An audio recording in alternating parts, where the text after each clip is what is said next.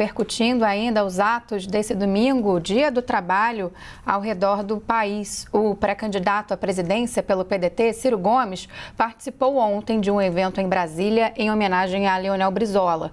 No discurso, ele afirmou que os atos pró-Bolsonaro e contra o STF são distração para problemas econômicos, como o desemprego, informalidade e inflação. Sobre esse assunto, vamos até Brasília conversar com a Caroline Rosito. Ela tem os detalhes para a gente ao vivo. Caroline, boa tarde para você.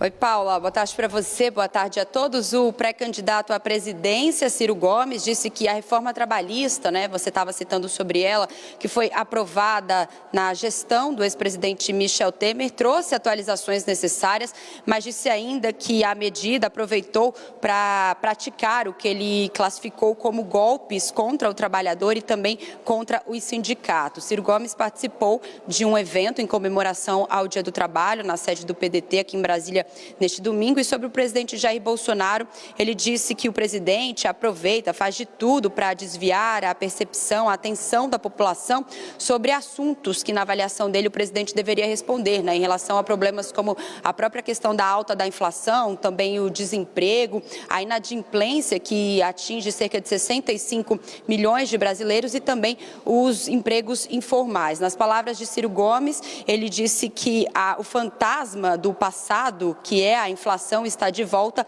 com maior índice em 19 anos. Também lembrou os cerca de 12 milhões de desempregados no Brasil e também os 39 milhões de empregos informais. Ele também questionou ali o legado na gestão do ex-presidente Lula, disse que acha um exagero classificar e afirmar que Lula foi o melhor presidente da história do Brasil. Além de comemorar o Dia do Trabalho ontem, o evento também fez essa homenagem a Leonel Brizola, que é o fundador do PDT, e aí eles aproveitaram para fazer a homenagem em relação ao centenário dele, que morreu em 2014, mas faria 100 anos em 2022. Eu volto com vocês. Obrigada, Carol. Carol quis dizer 2004, foi quando o Leonel Brizola morreu, 2014. Aqui essas datas a gente confunde mesmo, isso, Carol. 2004. É isso aí, vamos lá. Vou chamar o Leandro Rezende aqui, porque eu queria falar do Leonel Brizola, Leandro Rezende? Você é muito novinho, com certeza não conheceu o ex-governador do Rio de Janeiro, mas ele que tinha um embate com o ex-presidente Lula, a gente pode falar aqui de duelo com o ex-presidente Lula, especialmente no ramo das palavras. Era um grande frasista, chamava inclusive o ex-presidente Lula de sapo barbudo, fazia várias brincadeiras nesse sentido, não é? Seria cômico o Leonel Brizola nesse momento de polarização aqui no Brasil, o Leandro Rezende?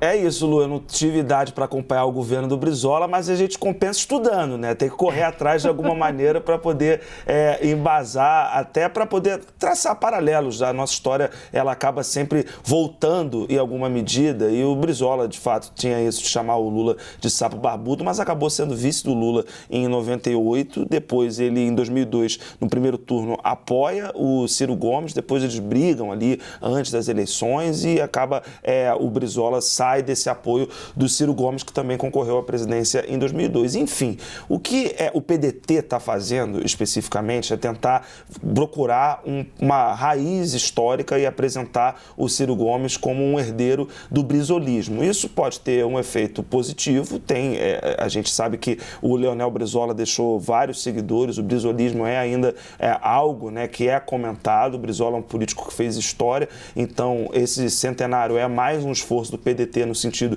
de tentar mostrar o Ciro como um herdeiro do brizolismo, mas isso também traz um problema, porque também é um nome que polariza e já é alguém que faleceu em 2004, então já tem muita coisa na história política do país, aconteceu de 2004 para cá.